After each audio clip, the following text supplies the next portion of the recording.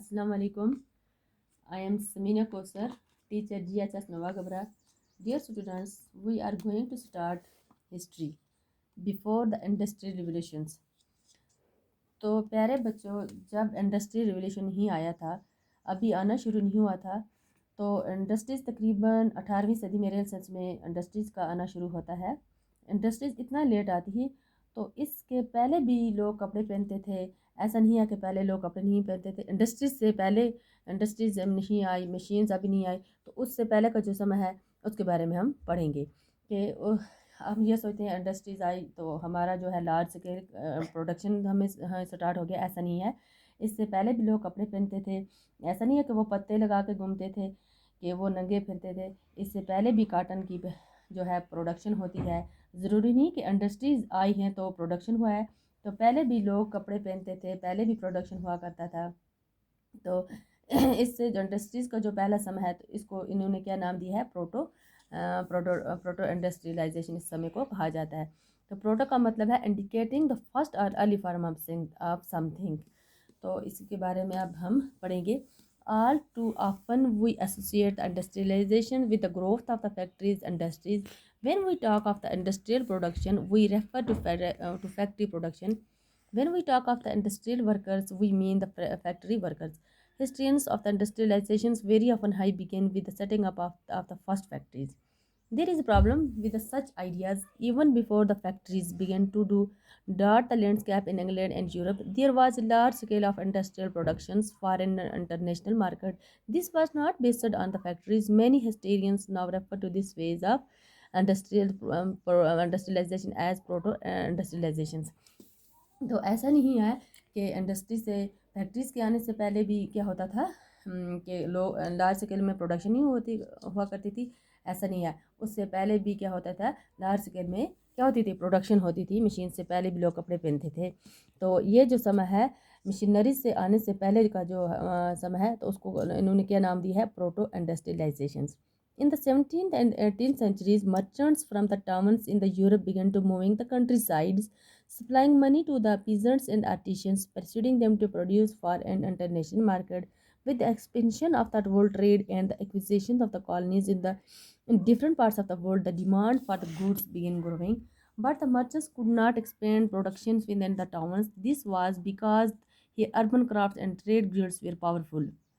There were the association of the producers that trained the craftspeople, maintained control of the productions, regulated competitions and the prices, and restricted the entry of the new people into the trade. Rulers granted different girls the monopoly right to the producers and trade in the specific products. It was therefore difficult for new merchants to set up the business in towns, so they turned to the countryside.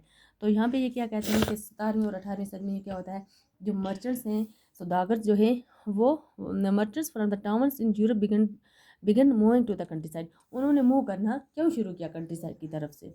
उन्होंने supplying the money peasants and the artisans, persuading them to produce for an international markets. तो वो इसलिए क्या करते थे, जो merchants थे, सौदागर थे, वो इसलिए कहाँ पे जाते थे, कंट्री साइड इसलिए गए ताकि वहाँ पे जो आर्टिशंस है, पीजेंट्स है, वो उनको पैसे देते थे और उनको वो क्या कहते थे कि ये आप हमारे लिए कपड़ा बनाओ। उनको एक तारीख दे देते थे, फिर वो आके वो क्या करते थे, कपड़ा वो तैयार करके रखते थे पीजेंट आर्टिशंस। तो फिर ये जब मर्चेंट्स आते थे तो ये कपड़ा लेकर जाते थे। इस तरह तजारत हुआ करती थी। With the expansion of the world trade and acquisition of the colonies in different parts of the world, in demands for the goods begin growing. तो जब इसकी जो ही इसकी डिमांड और ग्रो होती गई, but the merchants could not expand production in the towns.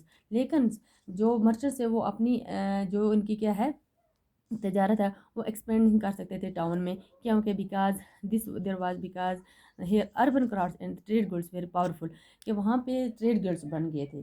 तो trade goods का क्या मतलब है, in associations of the trades manufacturers with controls the production. वहाँ पे ऐसा होता था कि जो वहाँ पे क्वीन होती थी या राजा होता था, वहाँ पे वो उनको कुछ बराई वगैरह दे देते थे, चंद ٹریڈرس وہ ان کو کہتے تھے کہ ہم ہی یہ کیا کریں گے، اس کی تجارت کریں گے، یہاں پر کسی اور دوسرے کو تجارت وہ کرنے نہیں دیتے تھے، اس کو ٹریڈ گلڈس کہتے ہیں۔ تو جو سب کنٹرول تھا وہی کرتے تھے، کسی اور کو اگر کوئی بزنس کرنا چاہے تو وہاں پہ اس کو لائسنس وغیرہ نہیں دیتے تھے، یہ جو ہوتے تھے 4-5 یہ سب کیا کرتے تھے، ٹریڈ کرتے تھے، اس کو ٹریڈ گلڈس کہتے ہیں۔ اس لیے کوئی اور وہاں پہ نہیں آ کر ٹریڈس کر سکتا تھا تو سب انہیں کی کنٹرول میں پروڈکشن ہوتا تھا۔ Regulars granted the different guilds the monopoly to the right of the peoples and produce the specific products. It was therefore difficult for the new merchants to set up business. اس لیے یہ مشکل ہوتا تھا کہ اور آ کے وہاں پر بزنس سٹارٹ کرے ٹاؤنس میں. So they turned to the countryside. اس لیے وہ کنٹری سائڈ میں موو کرنا شروع کر دیا. In the countryside, the poor peasant and artisans began working for the merchants. تو اس لیے ان جو بیچارے مزدور تھے، کسان تھے، وہ اس لیے ان کے لیے مرچنٹس کے لیے کام کرتے تھے. As you have seen in the text book last year, کے پچھلے سال آپ نے دیکھا ہوگا، پڑھا ہوگا نیت میں، there was a time when the open fields Veer disappearing and the commons Veer being enclosed. وہ ایسا ہوتا تھا کہ وہاں پہ ولیجز میں کیا ہوتا تھا، جو اوپن فیلڈ تھے وہ ڈسپیئرنگ ہونا شروع ہو گئے تھے، غائب ہونا، کم ہونا شروع ہو گئے تھے. تو وہاں پہ جو لوگ رہتے تھے پیسنٹ سے، ان کی ڈیمانڈس پوری ان اوپن فیلڈ سے نہیں ہوتی تھی، تو اس لیے انہوں نے اور کام بھی کرنا وہ چاہتے تھے.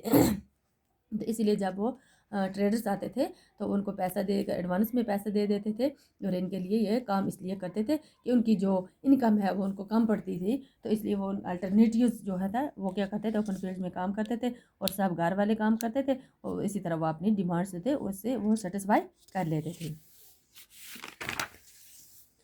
Could remain the countryside and continue to cultivate their small plots.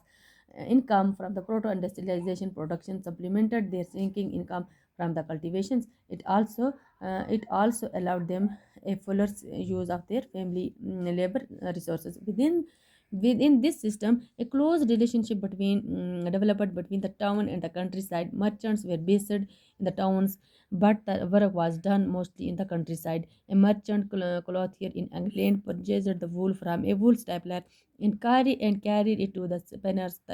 The yarn thread that was spun was taken in the subsequent stage of the productions to the weavers, fullers, and then the dryers. The finishing was done in the London before the export. The merchants sold in the cloth in the international market. London in fact came to be known as the finishing center. تو اسی طرح ان کے درمیان جو تھا ایک بہت گہرا تعلق رہتا تھا مرچنٹس کے اور پیزنٹس کے، ان کے درمیان کیا رہتا تھا، بہت تعلق ہی رہتا تھا.